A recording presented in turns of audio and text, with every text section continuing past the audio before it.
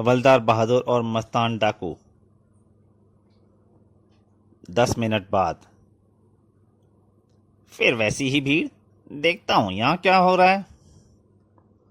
क्या बात है, भीड़ क्यों लगा रखी है? हवलदार जी, यहाँ एक लावारिस टीन का कनस्तर रखा पड़ा हुआ है। हटो, मुझे देखने दो। उसे हाथ ना लगाना हवलदार जी। क्यों? करंट मारेगा ये? अब मेरा मतलब था, क्या पता उसमें कोई बम वगैरह हो। आप पहले थाने फोन करके बम विशेषज्ञों को बुलवा लें तो ठीक रहेगा। हम खुद बहुत बड़े विशेषज्ञ हैं बम वगैरह की। तुम कहकर उन्होंने डंडा कनस्तर के कुंडे को ताले पर जड़ दिया। एक ही चोट में ताला टूट गया। अब उन्होंने कनस्तर का ढक्कन उठाया और ओ, ये तो सचमुच ही बम है।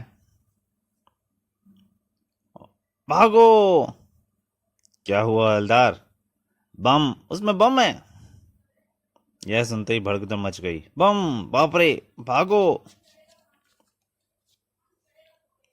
हवलदार बहादुर दौड़ते हुए काफी दूर निकल आए और एक स्थान पर एकत्रित बोरियों के पीछे छुप गए।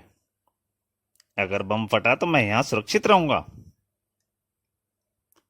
रेलवे पुलिस चौकी में खबर पहुंची तो वहां से मुख्य पुलिस तुरंत पुलिस दल और बम विशेषज्ञ दस्ता पहुंच गया। कुछ ही देर के बाद बम बेकार कर दिया गया। इससे अब से ठीक 15 मिनट बाद फटना था। शुक्र है ठीक समय पर पता चल गया, वरना बहुत लोग मारे जाते। हवलदार बहादुर भी अब निकल कर सामने आ गए थे। हैं, क्या बम बेकार हो गया है? हाँ, इस प्लेटफॉर्म पर तुम्हारी ड्यूटी थी? हाँ जी, हमारा नाम हवलदार बहादुर सिंह है। यह बम हमने ही सबसे पहले देखा और इसे बेकार करने के लिए औजार ढूंढने गए थे कि आप लोग आ पहुंचे, बाकी का काम कर दिया है। यह झूठ बोल रहा है साहब। और उस व्यक्ति ने हवलदार बहादुर के कनस्तर खोलने से लेकर बम देखकर भागने तक की सारी कहानी बता दी। तुमने बहुत गैर जिम्मेदाराना हरकत की है हवलदार। तुम्हारे अफसरों से इसकी शिकायत करूंगा। सब मेरे दुश्मन हैं। हवलदार बहादुर की हरकत की खबर इंस्पेक्टर खड़क सिंह को मिल चुकी थी। जब हवलदार बहादुर उसके सामने पहुंचे, निकल जाओ मेरे कमरे से। क्या हुआ सर? आपकी तबीयत तो ठीक है ना? तबीयत? तबीयत तो अब तुम्हारी खराब होगी। स्टेशन पर जो हरकत करके आए हो उसकी सूचना मुझे मिल चुकी है और मैंने तुम्हारे सस्पेंड ऑर्डर भी मंगा लिए हैं। यह लो और दफा हो जाओ यहाँ से। तुम्हें 3 महीने के लिए सस्पेंड किया जाता है। फिर सस्पेंड? कुछ देर बाद हवलदार बहादुर थाने से मुंह लटकाए बाहर निकले। भगवान की लीला बड़ी निराली है। भगवान ही खटिया करेगा इस खड़क सिंह की। मुझे सस्पेंड करने के अलावा और कोई काम ही नहीं है इसे। सिपाही रामधन बता रहा था कि मस्तान डाकू ने शहर की में कोई बड़ी वारदात की है। खड़क सिंह उसे पकड़ नहीं सका और सारा गुस्सा मुझ पर निकाल दिया मूर्ख ने। चंपाकली के सामने आने से पहले उन्होंने अपना मूड ठीक कर लिया और मुस्कुराते हुए घर में प्रवेश किया। अरे ओ भगवान, तू कह रही थी ना कि मैं तुझे कहीं सैर सपाटे के लिए नहीं ले जाता। पूरे 3 महीने की छुट्टी ले आया हूँ आज। खूब सैर सपाटा कराऊंगा तुझे। जरूर सस्पेंड कर दिए गए होगे। सत्यानाश, ये तो मुझसे भी बड़ी जासूस बन गई है। लिफाफा देखकर ही जान लेती कि पत्र में क्या लिखा हुआ। अब इसे बोलने का दौरा पड़ेगा। मैं तो कहती हूँ छोड़ दो ये हवलदारी। रोज उस अफसरों के जूते खाने से अच्छा तो यह होगा कि पान की दुकान खोलकर बैठ जाओ। लेकिन अगली सुबह जब हवलदार बहादुर चंपाकली को सैर के लिए निकले तो उसका मूड ठीक हो चुका था। कहाँ कहाँ घुमाओगे जी?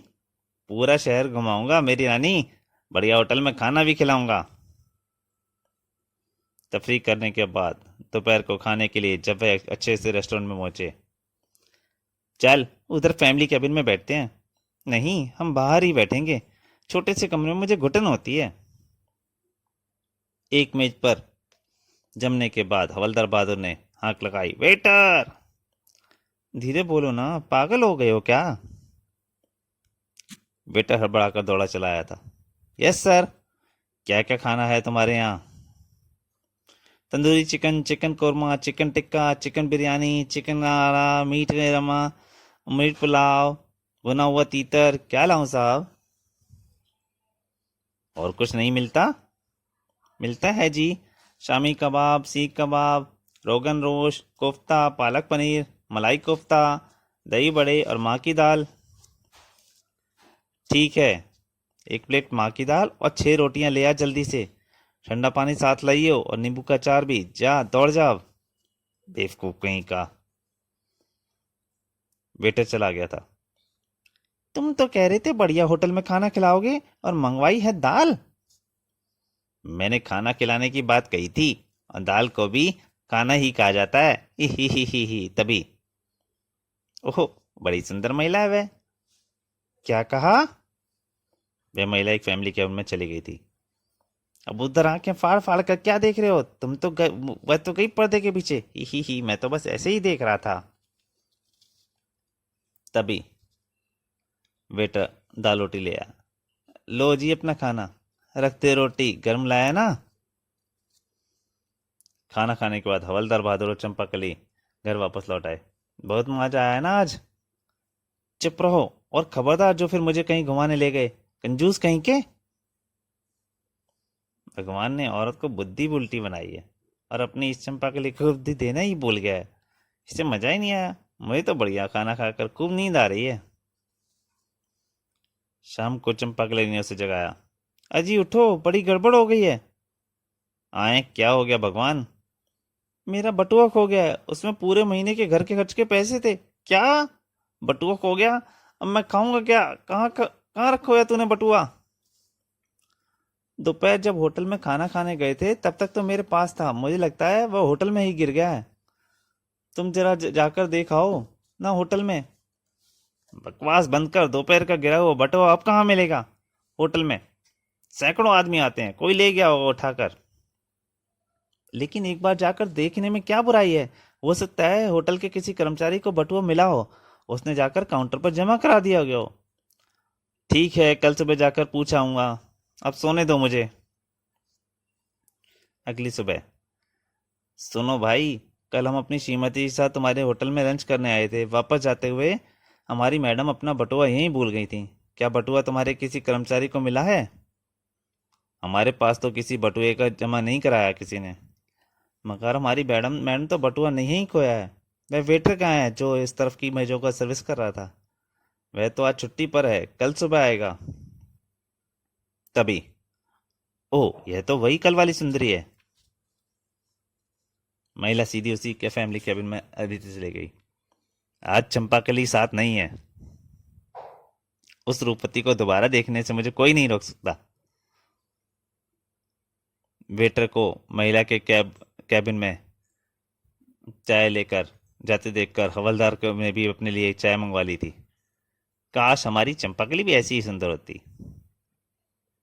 लगभग आधे घंटे बाद कैबिन से वह महिला बाहर निकली। आए, ये बूढ़ी कैसे हो गई? साड़ी और पर्स तो वही है। इधर उधर देखे बिना ही महिला होटल से बाहर निकल गई थी। उसके जाने के बाद हवलदार बहादुर ने उठकर कैबिन में झांका। यहाँ तो कोई नहीं है। मतलब उस सुंदरी ने यहाँ बैठकर बूढ़ी औरत का रूप चलाया और बाहर चली गई, मगर क्यों? हवलदार बहादुर पलट कर तेजी से बाहर आए, लेकिन वह महिला भीड़ में गायब हो चुकी थी। पता नहीं कहाँ चली गई। बड़ी रहस्यमय महिला थी। अगली सुबह हवलदार फिर उस होटल में पहुंचे। मकसद उस वेटर से मिलना था जो कल छुट्टी पर था। आइए साहब आइए, आज क्या खाएंगे? हम कुछ खाने नहीं आए हैं, बल्कि वह बटुआ लेने आए हैं जो हमारी धर्मपत्नी परसों यहाँ भूल गई थी। क्या तुम्हें बटुआ मिला था? मुझे कोई बटुआ नहीं मिला साहब। अगर मिलता तो मैं उसे काउंटर पर जमा करा देता। फिर बटुआ कहाँ गया? मुझे क्या पता साहब। तभी। ओहो, वही सुंदरी। युवती सीधी उसी कैबिन में चली गई थी और हवलदार भी बाहर एक टेबल पर जम गया था। देखता हूँ आज ये क्या बनकर निकलती है। आधे घंटे बाद। ओह, आज हिप्पी बन गई है। आज हवलदार बहादुर ने कैबिन में झांक कर समय नष्ट नहीं किया और सीधे महिला के पीछे बाहर निकल आए। इसका पीछा देखकर पता करना होगा ये रोज नया रूप बनाकर कहाँ जाती है। महिला कुछ दूर पैदल चलती रही, फिर एक ऑटो में रिक्शा बैठकर सवार हो गई। ओह, मुझे भी ऑटो रिक्शा लेना होगा। उन्हें भी एक खाली ऑटो रिक्शा मिल गया। उस ऑटो का पीछा करो जल्दी। ठीक है जी। सरदार जी ने ऑटो रिक्शा तेज दौड़ाया और महिला के ऑटो रिक्शा के बराबर पहुंच गए। क्या करते हो सरदार जी, पीछे करो अपना रिक्शा। ठीक है जी। सरदार जी ने ऑटो रिक्शा की गति कम कर दी और मुस्कुराए। ओए बाबू, बंदा तो तू शरीफ लगता है, फिर उस चौधरी का पीछा क्यों कर रहा है? मैं सरकारी आदमी हूँ सरदार जी, चुपचाप गाड़ी चलाते रहो। दोनों ऑटो रिक्शा विभिन्न मार्गों से गुजरते हुए महिला का ऑटो रिक्शा सड़क पर घूम गया। इस तरफ तो सेंट्रल जेल है। अचानक, क्या हुआ सरदार जी, रिक्शा क्यों रुक गया? गुड़ गुड़ खुट खुट खुट। इंजन बिगड़ गया बाबू, अब स्टार्ट नहीं होगा, तुम यहीं उतर जाओ। सत्यानाश, अब मैं उसका पीछा कैसे करूं, यहाँ तो और कोई ऑटो रिक्शा भी नहीं है। ही, क्यों परेशान होते हो बाबू? रिक्शा नहीं है तो क्या हुआ, शहर में छोकरियां बहुत हैं, किसी दूसरी के पीछे लग जाओ। ओए शट अप, मैं पुलिस हवलदार हूँ, बकवास की तो हालात में बंद करके सड़ा दूंगा। महिला का ऑटो रिक्शा गायब हो गया था। हवलदार बहादुर चिल्लाते हुए वापस चल दिए। सरदार जी के रिक्शे ने गड़बड़ कर दी, वरना आज उसे जिंदगी का राज जान ही लेता मैं। अगली सुबह हवलदार बहादुर फिर उसी होटल में पहुंचे और उनका अनुमान ठीक निकला। अपने निर्धारित समय पर महिला होटल में आई थी। आज तो तेरे राज जानकर ही रहूंगा। और सीधी केबिन में चली गई। आधे घंटे बाद, ओह, आज बुर्का पहनकर जा रही है। हवलदार उठकर उसके पीछे लग गए। बाहर आकर महिला ने ऑटो रिक्शा पकड़ा। हवलदार ने भी एक ऑटो रिक्शा सवार हो गए। आज महिला का रिक्शा रेल रोड पर मुड़ गया। आज भी उधर ही जा रही है। फिर हवलदार यह देखकर हैरान रह गए कि सेंट्रल जेल के सामने वो ऑटो रिक्शा से उतरी और जेल के फाटक की ओर बढ़ गई। ओह, यह तो जेल के भीतर गई, जरूर कोई चक्कर है। और फिर हवलदार बहादुर तुरंत निकट के फोन बूथ पर पहुंचे और कमिश्नर साहब को नंबर मिलाया। सर, मैं हवलदार बहादुर बोल रहा हूँ। इंस्पेक्टर खड़क सिंह मेरी बात सुनने के लिए तैयार नहीं होते, इसलिए आपको फ़ोन किया है। क्या बात है हवलदार बहादुर, कहो, मैं सुन रहा हूँ। हवलदार ने उस बहुरूपी महिला के बारे में विस्तार से बताने के बाद कहा, सर, इस समय भी वह सेंट्रल जेल के भीतर ही है। शायद किसी अपराधी से मिलने आती है, आप उसे गिरफ्तार करा लीजिए। अच्छा, मैं देखता हूँ, तुम वहीं रुको, मैं खुद ही आ रहा हूँ। 10 मिनट बाद कमिश्नर साहब की जीप जेल के सामने पहुंच गई। सर, हवलदार बहादुर, मैंने जेल में फ़ोन करके उस महिला को रोकने के लिए आदेश दे दिए थे। आओ भीतर चलकर देखते हैं क्या चक्कर है।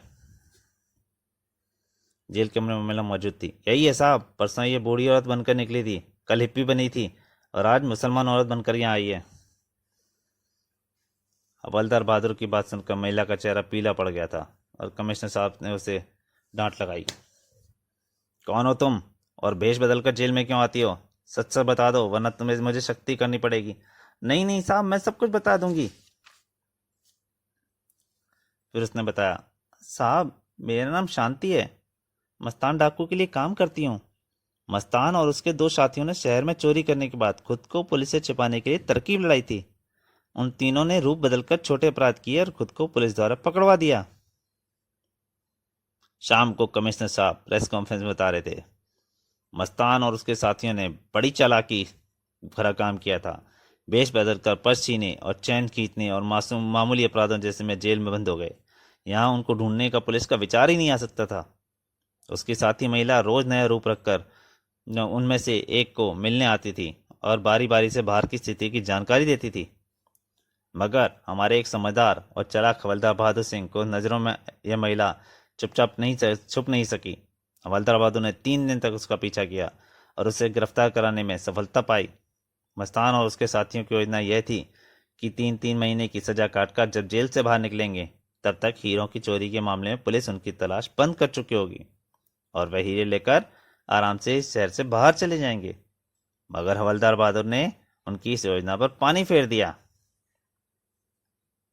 खड़क सिंह ने बुरा सा मुंह बनाकर हवलदार बहादुर की ओर देखा तो वह उसके निकट पहुंच गया। ही सर, देखा आपने, हम कितने काम के आदमी हैं। मस्तान डाकू को पकड़वा दिया, कमिश्नर साहब ने हमारे सस्पेंड के ऑर्डर भी कैंसिल कर दिए हैं। ही।